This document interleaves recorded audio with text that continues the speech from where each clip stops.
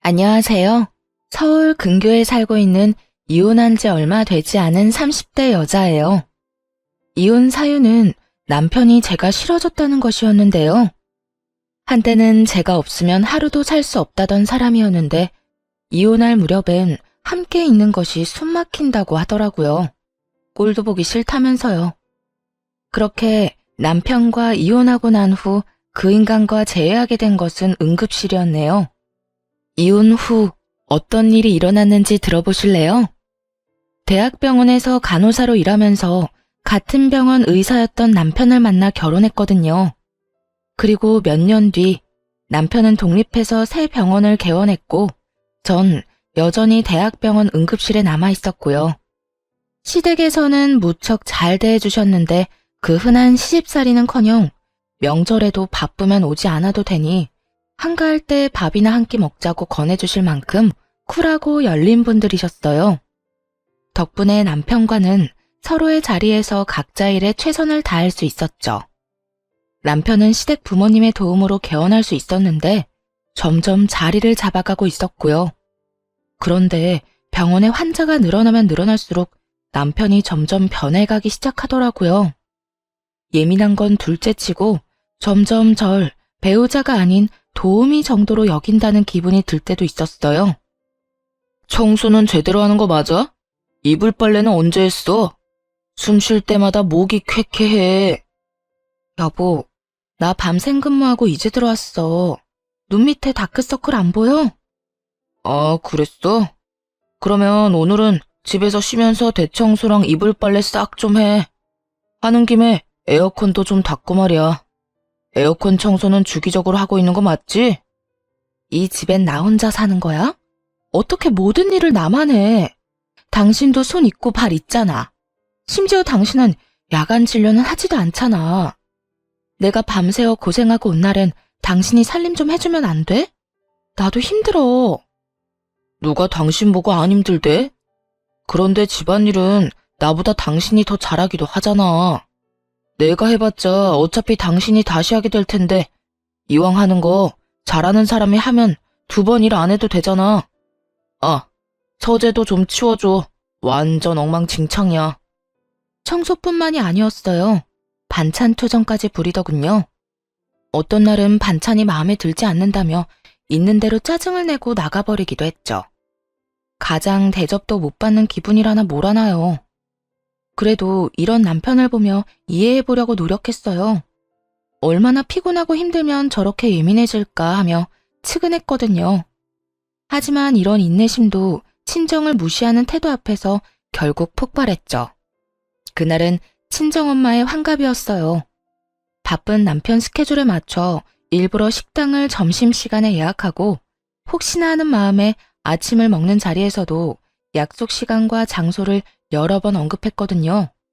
그런데 약속 시간이 지나도 남편은 오지 않더라고요. 연락 한 통 없이 말이에요. 결국 남편에게 전화를 걸었고 남편은 아주 태연한 목소리로 이렇게 말하더군요. 깜빡했어. 뭐? 어떻게 다른 것도 아니고 엄마 생신을 잊을 수가 있어. 내가 며칠 전부터 그리고 오늘 아침에도 이야기했잖아. 귀에 딱지 앉을 것 같으니 그만 이야기하라고 했던 게 당신이야. 그런데 뭐? 깜빡했어? 바쁘다 보면 그럴 수도 있지. 돈 좀 보낼 테니까 장모님 드려. 뭐? 안 오겠다는 말이야? 지금이라도 와서 얼굴 비추고 가. 지금 점심시간이잖아. 점심시간이라고 마냥 노는 줄 아냐? 지금도 할 일이 태산이거든. 아휴, 뭘 알아야 대화가 통하지. 하여튼 난 못 가니까 당신네 식구끼리 좋은 시간 보내. 그 순간 이성의 끈이 뚝 하고 끊기는 느낌이었어요. 바로 남편의 병원으로 찾아갔고 거기서 본 풍경에 어이가 없었네요. 바쁘다던 남편놈은 간호사들과 모여 앉아 시시덕거리며 커피를 마시고 있더군요. 생각 같아서는 그 자리에서 남편에게 따져먹고 싶었지만 차마 입이 떨어지지 않더라고요. 남편의 체면도 있었지만 제 얼굴에 침 뱉는 짓이란 걸 알고 있었으니까요. 가까스로 화를 참고 남편과 함께 진료실에 들어갔어요. 아니, 여기는 왜 쫓아온 거야? 몰라서 물어? 바쁘다며. 당신한텐 커피 마시는 일이 바쁜 일이니? 다른 날도 아니고 환갑이야, 환갑. 그런 날에 간단하게 점심 한 끼 먹는 것도 그렇게 힘이 들어? 아, 깜빡했다고 했잖아. 이미 늦었는데 가봤자 눈치밖에 더 보여? 괜히 내가 가서 분위기 망칠 바엔 안 가는 게 서로 좋잖아. 지금 그걸 말이라고 해? 당신 일정 맞춘다고 이 근처로 예약했고 시간도 일부러 점심시간으로 잡은 거야. 그런데 당신이 빠지는 게 말이 돼? 그까지 환갑이 뭐라고 이 유난을 떨어? 그냥 생일이잖아. 1년에 한 번씩 있는 생일. 그까지 생일 때문에 병원까지 찾아와서 피곤한 사람 붙잡고 큰 소리 내야겠어? 남편은 미안하단 말 한마디 없이 당당한 태도였고, 그런 남편의 손에 들린 커피를 빼앗아 그 당당한 얼굴에 뿌려버렸어요. 야, 너 이게 뭐 하는 짓이야? 정신 차리라고.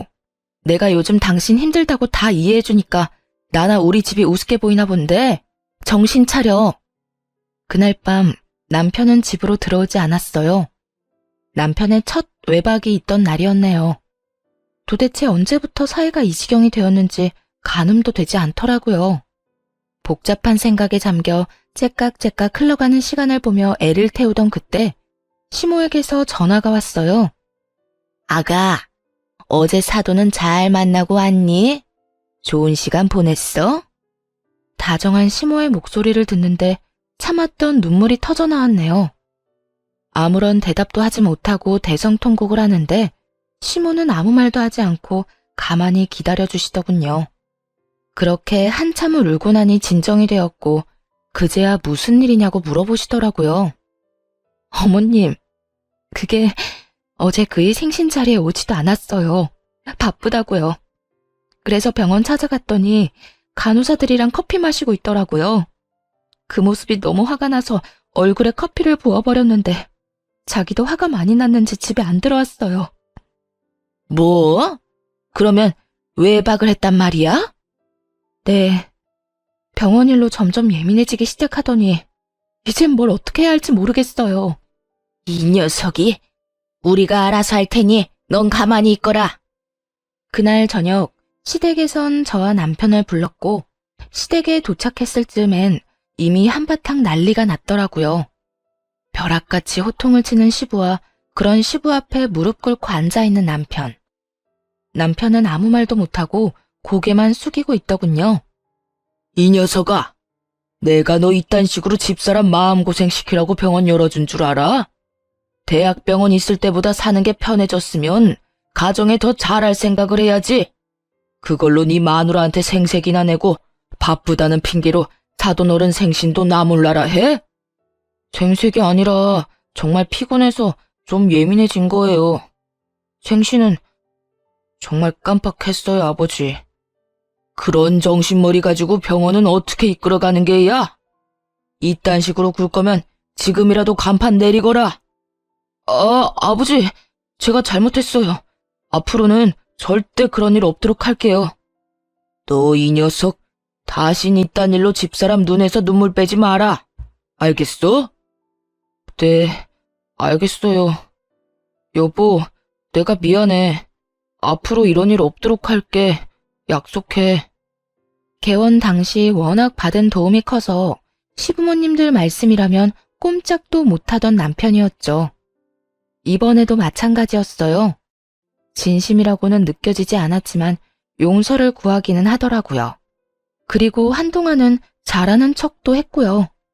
하지만 그럴수록 남편의 마음은 이미 떠난 것이 느껴졌어요. 아니, 단순히 마음이 떠난 것이 아니라 다른 이유가 있을 거라 확신하게 되었죠. 그렇지 않고서야 둘 사이에 큰 다툼이 있었던 것도 아니었고 기분이 상한 일도 없었는데 사람이 저렇게까지 변한 것은 말이 안 되니까요. 혼자 고민을 하다가 남편 병원에서 일하고 있는 동기에게 물어보기로 했네요. 꽤 긴 시간을 남편과 함께 보내는 친구이니 이유를 알지 않을까 해서였죠. 지연아, 혹시 우리 남편 요즘 무슨 일 있어? 원장님? 아니, 왜? 무슨 일 있으시대? 아니, 요즘 좀 이상해서 혹시 너는 알까 해서 연락해봤어. 요즘? 이상한 건 없었는데. 조금 예민하시긴 했지. 뭐 그거야, 그럴 수도 있는 일이니까. 그거 말곤 다른 이상한 점은 없었는데. 아, 혹시 우리 남편 여자 있는 건 아니겠지? 100번은 넘게 고민하고 물은 말이었는데 이 말을 들은 친구는 듣자마자 깔깔거리고 웃더라고요. 자신이 아는 한 그럴 리가 없다고 말이죠. 뭐? 넌 말이 되는 소리를 해. 네 남편을 어떻게 나보다 더 모르니? 네 남편 매일 병원에서 살다시피 하고 진료 끝나면 바로 집에 가는데. 친구들도 점심시간에 잠시 병원에 와서 보고 가는 게 전부고 따로 약속 잡는 일도 없으신 것 같고 말이야. 너도 요즘 많이 피곤한가 보다 그런 생각까지 하는 거 보면. 그러지 말고 쉬는 날에 잠이나 좀 푹 자. 서로 예민하다 보면 자주 부딪히고 또 그러다 보면 별 생각이 다 드는 법이야. 그래 알겠어. 우리 남편한텐 내가 이런 이야기 한 거 비밀로 해줘? 당연하지. 얼른 좀 쉬어. 믿었던 친구였어요. 동기들 가운데서도 친했고 무엇보다 유부녀이기에 이런 마음을 더 잘 이해하고 상황을 객관적으로 볼 거라 생각했죠. 그런 친구의 조언을 듣고 나서도 이상한 기분은 사라지지 않았지만요. 그래서 결국 남편의 뒷조사를 시작했네요. 다들 뒷조사만 했다 하면 무슨 판도라 상자 열리듯 남편이 숨기고 있던 모든 것이 밝혀지곤 하던데 아니었어요. 허무할 정도로 아무것도 없더라고요. 친구의 말처럼 병원과 집을 오가는 단순한 생활의 반복이었거든요. 가끔 친구를 만나기도 했지만 다 남자들일 뿐만 아니라 그것마저도 차를 마시거나 편의점에서 캔 음료나 마시곤 헤어지는 게 전부더라고요. 술은 입에도 대지 않았고요. 병원에서 회식을 해도 1차에서 끝내곤 혼자 병원에 들러 나머지 일을 보곤 집으로 돌아오곤 했더군요. 딱히 뭐가 나오지 않아 다행스럽긴 했지만 정작 아무것도 나오지 않으니 한장할 노릇이었어요. 남편은 여전히 이상하게 변해만 갔으니까요. 그렇게 감정이 요동을 지던 어느 날 남편 입에서 결국 이혼이란 말이 나오고야 말더군요. 그날은 웬일로 남편이 함께 외출을 하자고 하더군요. 밖에서 맛있는 것도 먹고 산책도 좀 하자고요.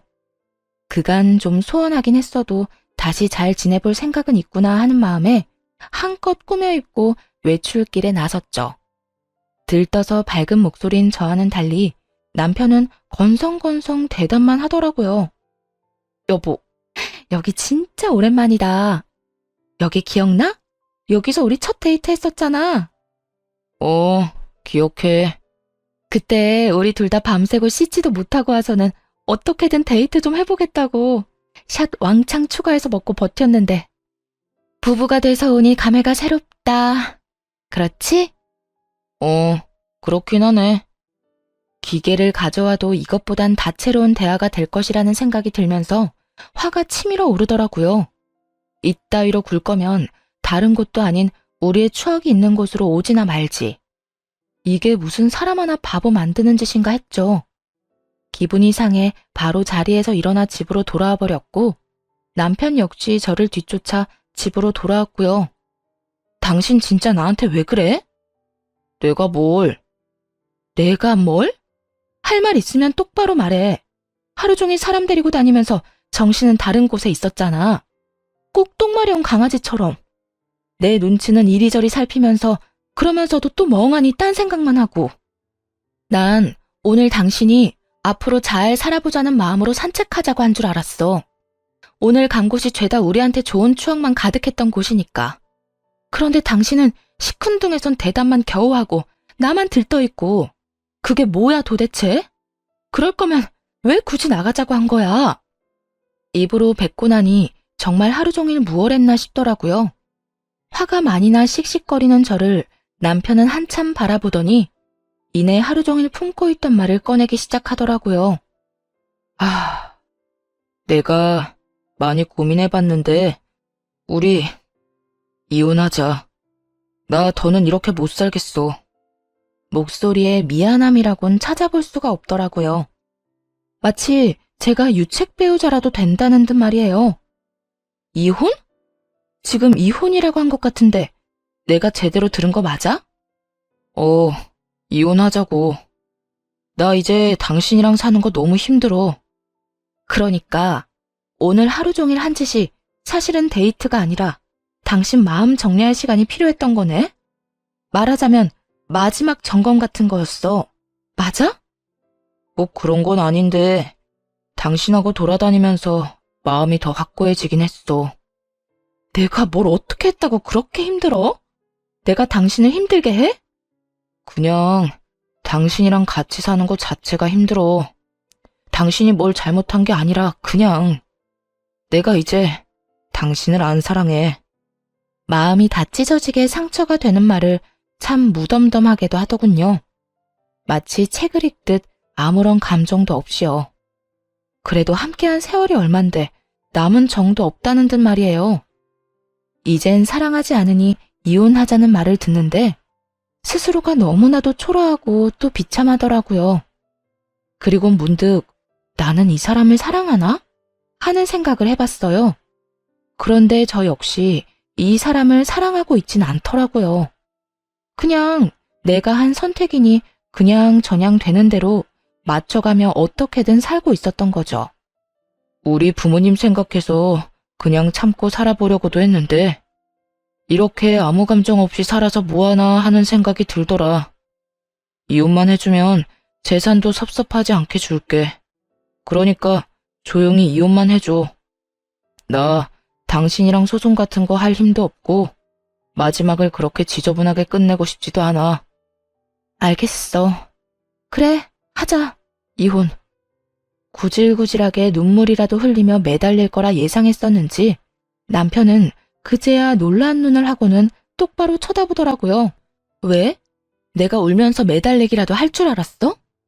아니, 그건 아닌데 좀 더 이유를 물을 거라고는 생각했어. 나 싫다는데 물어서 뭐해. 들어봤자 상처만 깊어질 텐데 뭐. 당신 말 듣고 생각해보니까 나도 당신 사랑하는 건 아니더라. 그냥저냥 어떻게 해서든 잘 살아보려고 맞춰가고 있었던 거지. 당신 말대로 그렇게 살아서 뭐 하겠어. 지금이 조선시대도 아니고 아니다 싶으면 애 없을 때 헤어져야지. 그렇긴 하지. 당신 괜찮아? 아니, 안 괜찮아. 사실 나 진짜 비참해. 하지만 어쩌겠어. 이혼하자는 말을 주워 담을 수도 없는 노릇이고. 어쨌든 말 나온 김에 하루빨리 이혼하자. 한 공간에 있는 것도 싫다는 남편과의 이혼은 생각보다 더 빠르고 간단하게 끝이 났어요. 결혼할 때는 상견례니 혼수니 함께 살 집이니 고민하고 하나씩 해결하기 바빴는데 그런 결혼보다 이혼이 더 빨리 끝나더라고요. 남편은 약속한 대로 재산을 나눠주었고 시부모님께 이혼 사실을 전해드렸어요. 마지막으로 물으마. 너 지금 이혼하면 너에게 해주던 모든 것들 다 끊을 것이야. 네가 이때껏 벌어들인 것 빼곤 다 뺏기는 신세가 될 텐데 그래도 이혼할 거야? 네, 아버지. 이미 되돌리기엔 늦었어요. 제 마음도 마음이지만 이 사람도 저한테 이제 마음 없어요. 한 공간에 있는 게 숨이 턱턱 막히기 싫은데 어떻게 같이 살겠어요. 남편의 말을 들은 시부는 저의 생각을 조심스럽게 물으시더군요. 아가, 네 생각도 같다 이거니? 네. 제가 싫다는 이 사람 말 듣고 생각해보니 별반 다르지 않은 마음이더라고요.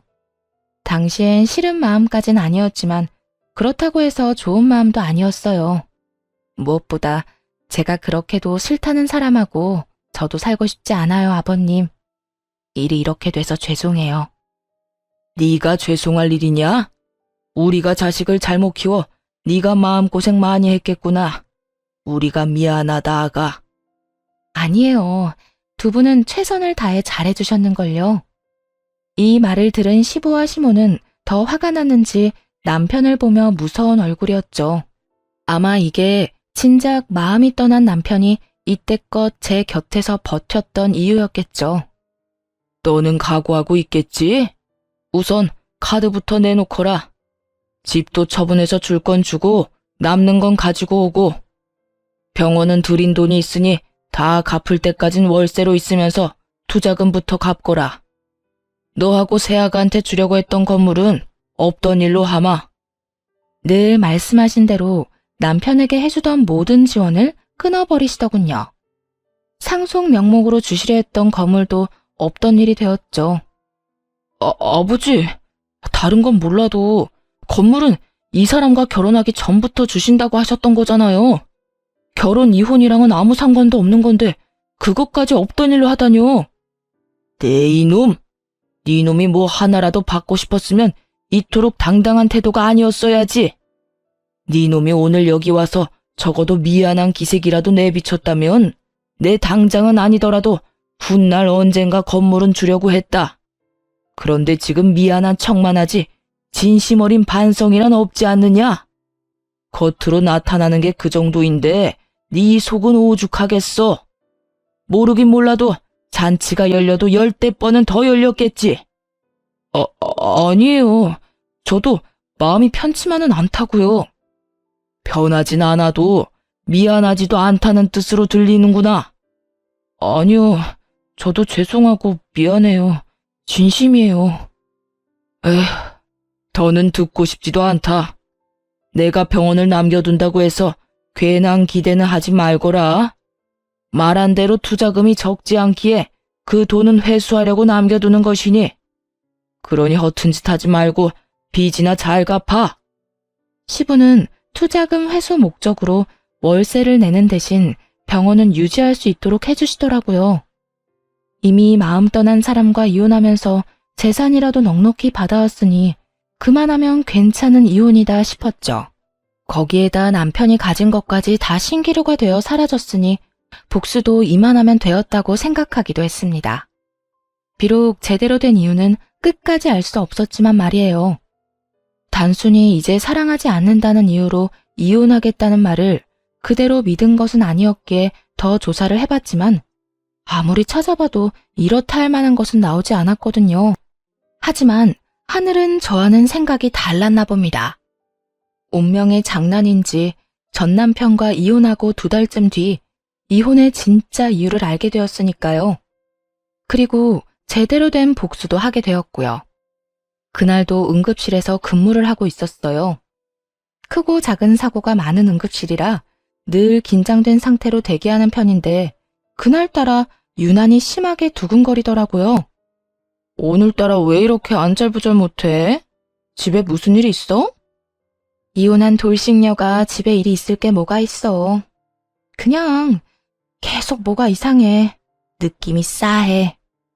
그렇게 주변에서도 제 불안을 느낄 정도의 싸한 예감이 이어지던 그때 큰 교통사고로 인해 긴급한 상황의 환자가 연이어 들어오더군요.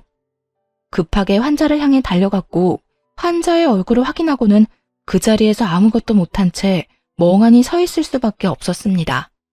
그 환자는 바로 남편과 제 동기 친구였거든요. 전 남편의 호의로 한 차에 타고 있었다기엔 새벽 3시에 가까운 시간. 누가 봐도 불륜임을 알 수 있는 상황이었어요. 심지어 임신 상태더군요. 아빠가 누구인지 쉽게 확인할 수도 없는 아이를 말이죠. 멍해서 억장이 무너지는 기분조차 들지 않더라고요. 아니, 오히려 그제야 왜 이혼까지 하게 되었는지 이해가 되며 속이 뻥 뚫리는 기분마저 들었어요. 배신감이요? 그딴 감정도 들지 않았어요. 그저 두 사람이 저를 속이고 어떻게 외도를 저질러 왔는지 그 과정이 머릿속에 쉽게 그려지더라고요. 흥신소에서도 두 사람의 외도 증거를 잡지 못한 이유는 병원에 있었죠. 병원에는 뒷문이 있었는데 간호사들도 알지 못하는 전 남편의 진료실 뒤편에 있는 작은 문이었어요. 상간녀는 그곳으로 몰래 오가며 남편과 불륜을 저질렀던 거죠.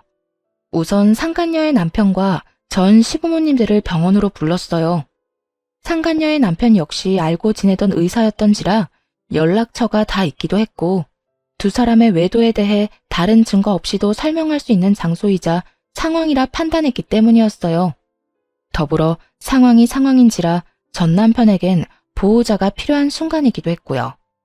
제일 처음 병원에 도착한 것은 전 시부모님들이었어요. 어찌나 놀라셨는지 신발도 제대로 신지 못하고 오셨더군요. 아가야, 이게 무슨 일이니? 우리 아들이 사고라니? 얼마나 큰 사고길래? 그게 상황이 좋지 않아요. 일단 제가 사인해서 수술은 들어갔는데 어떻게 될지 저도 장담할 수가 없어요, 어머님. 어쩌니? 이 새벽에 왜 운전을 하고 돌아다닌 게야? 혼자였니? 아니면 누가 옆에 있었니? 그게 혼자는 아니었어요. 전 시모는 저의 곤란한 표정을 보더니 말하지 않아도 안다는 듯 손을 꽉 잡으셨고 전 시부는 두 눈을 질끈 감으시더군요. 저보다도 두 분이 더 상처를 받으신 듯 잡은 두 손이 미세하게 떨리고 있더라고요. 전 괜찮아요. 그런데 그 사람 상태가 생각보다 좋지 않아요.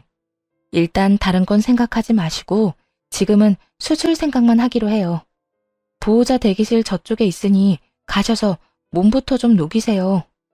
그래, 일단은 애 몸부터 생각합시다. 아가, 너도 얼굴이 좋지 않아. 따뜻한 것 좀 마시고 일하거라. 응? 네, 아버님. 그렇게 전 남편의 상태를 전하고 두 분을 진정시키고 응급실로 돌아왔는데 상간녀의 남편이 뛰어들어오더군요. 가운을 입고 뛰어들어오는 걸 보니 병원에 있다가 달려오는 길인 듯 했어요. 수민 씨, 우리 지연이 많이 다쳤어? 걱정하며 뛰어들어오는 상간녀의 남편을 보며 고민이 되지 않았던 건 아니었어요. 굳이 둘의 불륜 사실을 지금 밝히는 게 맞을까 해서요. 그런데 지금 이야기하지 못하면 나중은 없을 듯 했고 그렇다고 덮고 지나갈 만큼 바보는 되고 싶지 않았어요. 그래서 결심했죠. 그 순간에 모든 사실을 밝히기로요. 그게 지연이는 그나마 괜찮은데 우리 전 남편이 많이 다쳤어요. 함께 있었더라고요. 전 남편이라면 그러면 둘이 같이 차 타고 가다가 사고가 났단 말이야? 지금 이 시간에 두 사람이 함께 있을 일이 뭐가 있어? 설마 아니지? 믿을 수 없다는 듯 멍하니 바라보는 상간녀의 남편을 보는데 그 심정이 이해가 되더라고요. 갑작스럽게 이혼 통보를 들었을 때가 떠오르며 말이죠. 절로 나오는 한숨을 내쉬며 다른 사실을 알려주었어요. 바로 상간녀의 임신 소식 말입니다. 그 설마가 사람 잡았네요. 엑스레이 찍기 전에 혹시 몰라서 검사했는데 지연이 임신이더라고요. 알고 있었어요? 임신? 지연이가? 아니, 몰랐어. 임신이에요, 지연이. 한 5주쯤 된 것 같은데. 하여튼 아기는 무사해요. 상간녀의 남편은 대답이 없었고 저 역시 더는 할 수 있는 말이 없더라고요. 비교적 적게 다친 상간녀가 급한 치료를 마치고는 자신의 남편을 향해 다가왔거든요. 여보, 어떻게 알고 여기까지 온 거야? 지금 병원에 있어야 하는 거 아니야? 지금 그게 중요해? 당신 바람 피우고 있었어? 어? 그게 무슨 말이야? 바람이 아니면 지금 이 시간에 당신이 왜 최 원장이랑 한 차를 타고 가다가 사고가 나? 그게 말이야? 됐어. 많이 다친 거 아니지? 치료 받을 거 받고 퇴원하는 대로 이혼 준비나 해. 나도 바빠서 병원 가야 하니까. 상간녀의 남편은 더는 말을 섞고 싶지도 않다는 듯 상간녀의 말을 잘라버리고 병원 밖으로 나가버렸어요. 상간녀는 그제야 제가 보이는 듯 언성을 높이며 따지고 들더라고요. 네가 우리 남편 불렀니? 응. 알다시피 보호자가 필요한 순간이라서 말이야. 때마침 연락처도 알고 있어서 불렀는데 왜? 왜? 지금 왜라는 말이 나와? 네 가정 깨졌다고 내 가정까지 깨겠다는 심보야? 야, 말은 바로 해. 내 가정도 네 가정도 네가 깬 거야. 애초에 바람 피운 연놈은 너랑 저 새끼인데 왜 애꿎은 내 탓을 해? 네가 내 남편을 불렀으니까. 그러게, 누가 사고가 나래? 아니, 누가 바람을 피우래? 너도 참 뻔뻔하다. 어떻게 나한테 그딴 걸 따질 생각을 해? 검사 받으면서 양심도 같이 두고 왔니? 정신 차려, 이 상간녀야. 넌 상간녀 중에서도 악질이야. 어떻게 동기 남편이랑 그딴 짓을 저질러? 그러면서 뭐? 원장님은 바람 피울 리가 없다고? 내가 발 동동 구르며 너한테 고민 상담할 때 내가 얼마나 웃었을까? 다른 사람도 아닌 당사자한테 그걸 묻고 있었으니 말이다. 너도 알지? 지금도 상간녀 소송은 가능하다는 거. 그냥 넘어갈 생각 없으니까 각오하는 게 좋을 거야. 상간녀는 온갖 거친 말들을 쏟아내기 시작했는데 그냥 무시하고 일터로 돌아왔어요. 그 새벽이 어떻게 지나갔는지도 모르게 시간은 흘렀죠. 그 후 상간녀는 이혼을 하게 되었더라고요. 듣기론 막상 이혼이 진행되자 상간녀는 담담하게 그 상황을 받아들이고 이혼했다더군요. 하긴 뱃속에 애도 있으니 나름 현명한 판단을 한 것이었겠죠. 그 아기로 인해 앞으로 어떤 일이 일어날지도 모르고 말이죠. 저 역시 상간녀를 상대로 위자료를 청구했고 이혼은 순순히 했으면서도 위자료는 주기 싫었는지 다시금 찾아와 득달같이 따지고 들더라고요. 뻔뻔하게도 말이죠.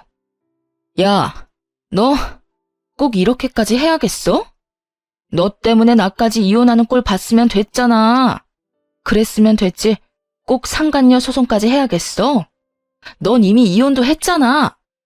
어찌나 뻔뻔한지 얼굴에 침이라도 뱉어주고 싶은 마음이었네요. 그냥 내쫓아버릴까 하는 생각이 들기도 했지만 뱉어내는 말들이 너무나도 주옥 같아 대꾸하지 않고는 못 견디겠더군요. 이혼하면 너희가 바람 피우는 게 없던 일이 되니? 너 때문에 내 가정이 다 찢어진 게 없던 일이라도 되냐 이 말이야. 그렇게 소송이 무섭고 돈이 아까웠으면 애초에 그딴 짓은 하지 말았어야지. 여기까지 찾아올 정성으로 차라리 용서를 구해보지 그랬어. 그랬으면 지금 이런 일은 없었을 텐데 말이야. 뭐 이미 늦었지만. 그래, 내가 다 잘못했고 너한테 죽일 년이니까 상간녀 소송 그거 하지 마. 우리 그래도 한때는 친구였잖아. 그러니까 소송만은 하지 말아줘. 응? 상간녀는 애원에 가까운 부탁을 했지만 소용없는 짓이었죠. 결국 소송을 통해 위자료를 받아냈으니까요. 이제 남은 것은 전 남편이었어요. 전 남편의 상황은 생각보다 더 좋지 않았어요. 도대체 어떻게 사고가 난 것인지 하반신 불구는 물론이고 상반신도 한쪽은 마비 증상이 있는 상태였어요. 의사 생활은 물론이고 일상생활에도 불편함을 겪을 정도였죠. 즉, 장애인으로 살아가야 할 신세가 되었습니다. 그런 신세가 된 전 남편을 보는 것은 전혀 슬프지 않았는데 슬퍼하는 전 시부모님을 지켜보는 것은 힘들더라고요. 아무래도 그간 친부모님처럼 잘 대해주신 분들이니까요. 그래서 전 남편의 곁을 지키는 두 분을 챙기기 시작했고 그런 행동에 상간녀가 안달이 난 모양이더라고요. 혹시나 전 남편을 빼앗길까 조바심이 들었는지 어느 날은 전 시부모님 앞에 무릎을 꿇고 앉아 절절한 사랑 고백을 하더군요. 저희가 비록 시작은 옳지 않았으나 마음만큼은 정말 진심이었어요. 저 원장님 진심으로 사랑해요. 그래서 뭘 어쩌란 말이니? 너를 며느리로 받아달라 이 말이니? 네 눈엔 제 불구된 거 안 보이니? 그래도 상관없다 이거야? 네, 저는 상관없어요. 원장님 상황이 어떻든 전 원장님을 사랑해요, 어머님. 그러니까 저 좀 예쁘게 봐주세요. 제가 살면서 정말 잘할게요. 저 받아주신 거 절대 후회할 일 없도록 잘할 자신 있어요. 그래, 그러려무나. 전 시댁에서 허락을 하니 상간녀는 부잣집에 시집갈 생각에 기쁜 내색을 감추지 않더라고요. 하지만 그것도 잠시였어요. 전 시댁에선 병원도 빼앗고 그나마 지원해주던 병원비마저 끊어버렸으니까요. 불구가 된 아들을 버리기는커녕 데리고 살아준다는데도 불구하고 이토록 냉정하게 구신 이유가 다 있었어요. 저와 전 남편이 이혼한 이유가 상간녀 때문이라는 걸 다 아시기도 했고 무엇보다 전 남편 옆을 지키고자 하는 상간녀의 의도가 뻔히 보였기 때문이었죠. 여러 사람 눈에서 피눈물이 나게 하고 자기는 호의호식하며 살겠다는 그 추악한 의도가 말이죠. 위자료로 전 재산을 날리고 빚까지 진 것도 모자라 거지가 된 사람의 병시중까지 들게 될 상황이 되자 상간녀는 뱃속의 아이를 핑계로 돈을 요구하기 시작하더라고요. 아버님, 어머님, 아무리 제가 미우셔도 이건 아니죠. 최소한 먹고 살게는 해주셔야죠. 아니, 치료받을 돈은 주셔야죠. 그렇게 사랑하는 사이라고 하더니 이 이야기 못 들었나 보구나.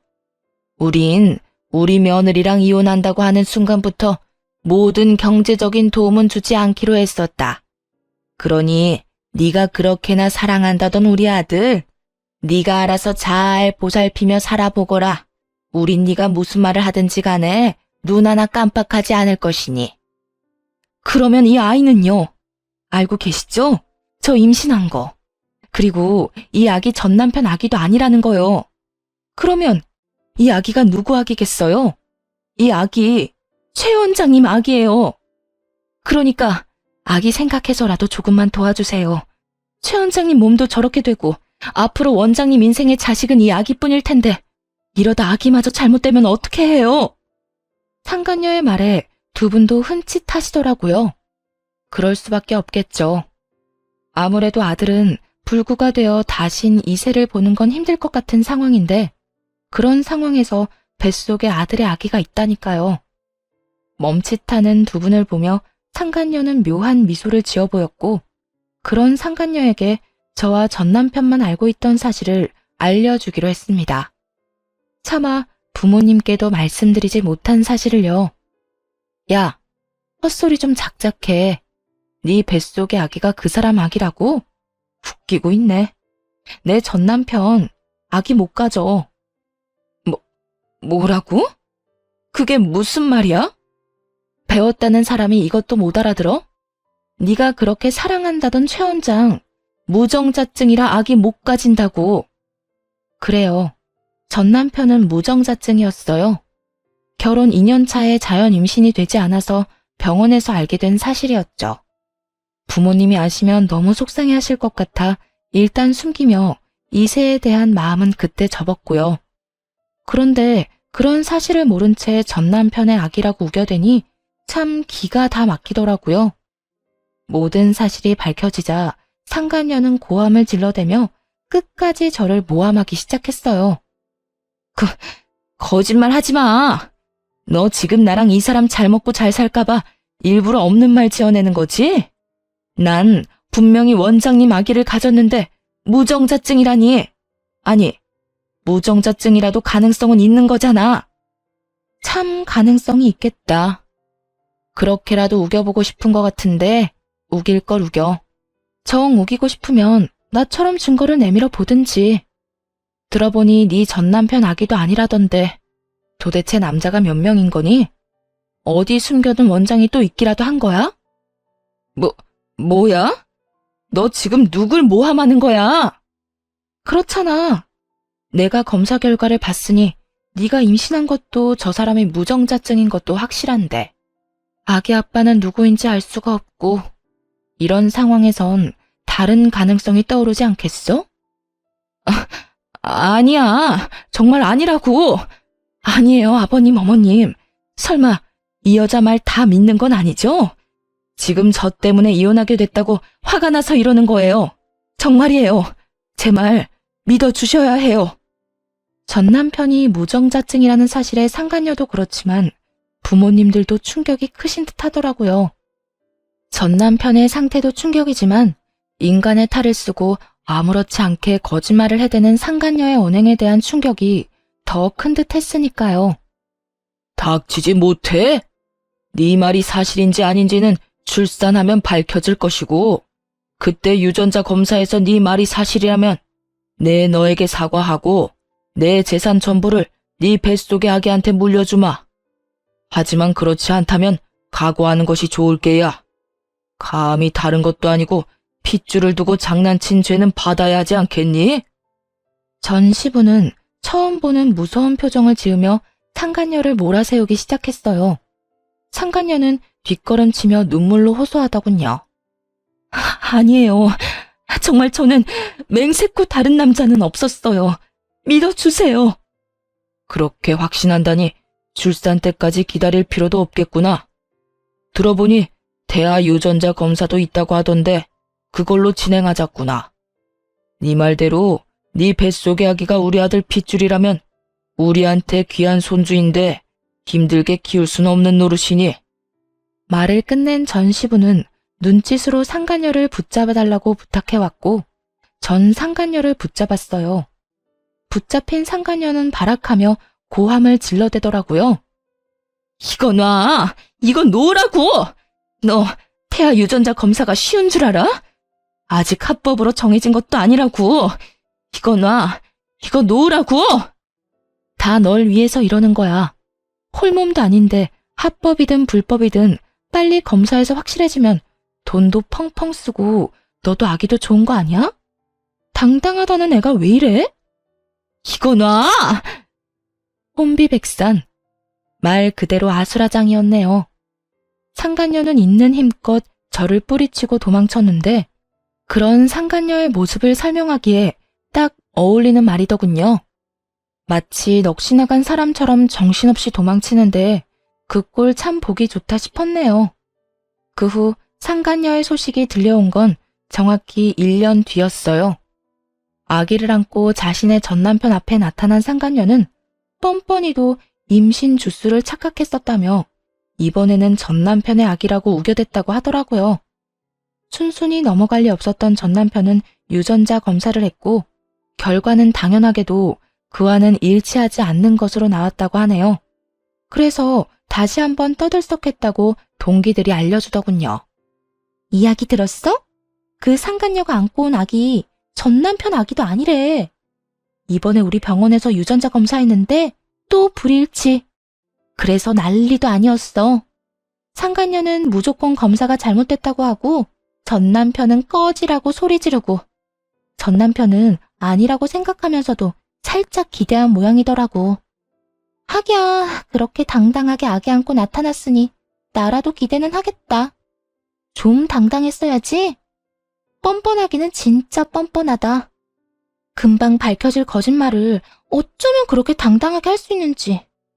그나저나 네 전남편 애는 확실하게 아닌 거 맞아? 확실하게 아닌 거 맞아. 그건 내가 확신할 수 있어. 그래서 걔는 어떻게 됐어? 어떻게 되긴 또 주랭랑 쳤지 뭐. 사기죄로 고소한다는 말까지 나오니까 겁났는지 도망가더라. 들어보니까 친정에서도 남 부끄럽다고 나 몰라라 한다던데. 꼴 좋다. 그러게 다른 사람도 아니고 너한테 그딴 짓을 하래? 벌 제대로 받는 거야. 네 전남편도 그렇고 그 상간녀도 그렇고. 그러면서 진짜 아기 아빠는 누구인가에 대해 한동안 입방아에 오르락내리락거리기도 했죠. 한바탕 소동이 끝나고 전남편은 병원에서 퇴원해 요양원으로 가게 되었어요. 아무래도 집에서는 관리가 힘들고 재활도 함께 진행해야 하니 요양원에서 지내며 전문가들의 도움을 받기로 한 것이죠. 휠체어 신세가 된 전남편을 보니 아무래도 마음이 좋진 않았는데 그런 마음조차 확 날아갈 만한 일이 있었네요. 퇴원하는 날 저를 향해 갖은 악다구니를 쏟아냈으니까요. 또 내가 이 꼴이 돼서 속으론 통쾌하지? 아니, 내가 교통사고 난 것도 네가 속으로 빌고 또 빌어서 그렇게 된 거 아니야? 악밖에 남지 않은 전남편의 말을 듣는데 정신이 확 들었어요. 저딴 인간에게 동정심을 남기다니 참 순진하고 멍청했구나 하는 생각도 들더군요. 야, 정신 차려. 네가 알다시피 나 무당 아니고 간호사야. 네가 말아먹은 네 신세 내 탓으로 돌릴 생각 말고 재활이나 잘 받아. 이제 옆에서 도와줄 여자도 없는데 혼자 잘 살아가야 할 거 아니야. 야, 너 진짜 내가 가만 둘 것 같아? 네가 가만 안 두면 어쩔 건데? 네가 인간이라면 나한테 이러면 안 되는 거 몰라? 내 인생 망친 것도 모자라 본인 인생도 그따위로 망쳐놨으면 이제라도 반성이란 걸 하고 좀 똑바로 살아. 내가 뭘 그렇게 잘못했는데? 설사 내가 잘못했다고 쳐도 이런 신세가 될 만큼 잘못한 건 아니잖아. 난 억울해. 억울하다고. 난 너 때문에 하루아침에 가정도 깨지고 인생도 망가졌어. 내 잘못은 하나도 없었는데 내 마음은 산산조각이 났다고. 그런 내 앞에서 네 억울함을 호소하고 싶니? 내 원망이나 하고 싶냐고. 넌 정말 끝까지 나에 대한 배려나 미안함 따위는 전혀 없구나. 너야말로 어떻게 나한테 이렇게까지 해. 이혼할 때도 나지 않았던 눈물이 그제야 나더라고요. 울면서 고함을 질러대자 전 남편도 그제야 정신을 차린 듯 멍하니 바라보더군요. 놀랍기도 했겠죠. 울며 불며 매달릴 거라 생각했던 순간엔 눈물 한 방울 흘리지 않던 여자가 악다구니를 쓰고 달려들어야 할 순간에 눈물을 흘리니 당신은 부모님 보기 부끄럽지도 않아? 어떻게 마지막까지 이런 꼴을 보일 수가 있어? 나한테나 부모님한테나. 다리만 망가진 채로 살아. 마음까지 망가뜨리지 말고. 본인 말고 부모님 생각해서라도 정신 똑바로 차리고 살란 말이야. 전 남편은 그제야 뒤에 서 있는 부모님이 떠올랐는지 고개를 떨구더라고요. 그나마 부모님 생각하는 마음은 남아있어 다행이라고 생각했네요. 그 후 전 남편을 보는 일은 없었어요. 가끔 전 시부모님과는 만나 식사를 하거나 시간을 가지곤 하는데 그때도 전 남편의 이야기는 전혀 하지 않습니다. 그저 서로의 안부와 이런저런 사는 이야기를 나누며 시간을 보내고 돌아오곤 해요. 한 번은 전 시부모님께서 이런 이야기를 하시더라고요. 아가, 넌 재혼 생각은 없니? 네? 재혼이요? 아, 어머님, 무슨 그런 말씀을 하세요. 전 그런 생각 없어요. 그러지 말고 다시 잘 생각해봐. 너희 부모님도 내심 네가 다시 시작하길 원하실 거야. 우리도 그렇고 말이야. 우리 아들 잘못 때문에 그렇게 된 거지 네 잘못은 없었잖니. 세상 남자들이 다 우리 아들 같진 않아. 가정적이고 좋은 남자가 얼마나 많은데. 나이도 아직 젊은데 잘 생각해 보려무나. 너 시집 간다고 하면 혼수는 우리가 해주마. 네가 정말 딸 같아서 하는 말이야. 너무 걱정하시는 것 같아 대답은 잘 생각해 보겠다 했지만 재혼 생각은 전혀 없는 상태예요. 마음에도 정해진 양이 있다고 하는데 이미 전 남편에게 온 마음을 다 쏟은 것 같거든요. 사랑도 미움도 무관심도 말이에요. 언젠가 이 마음들이 다시 채워진다면 그때는 다시 좋은 사람을 만날 수도 있지 않을까요? 요즘 전 병원을 그만두고 휴식을 취하고 있는 중이에요. 너무 많은 일이 있기도 했고 간호사라는 직업에 대한 회의감이 들어서요. 갈림길에 서서 고민을 하는 단계라고나 할까요? 요즘엔 유아교육에 대해 공부를 하고 있긴 한데 이 어두운 터널을 벗어나 무엇을 하며 살아갈지 기대되는 요즘이네요. 이로써 저의 사연은 끝이 났네요. 긴 사연 함께 해주셔서 감사합니다.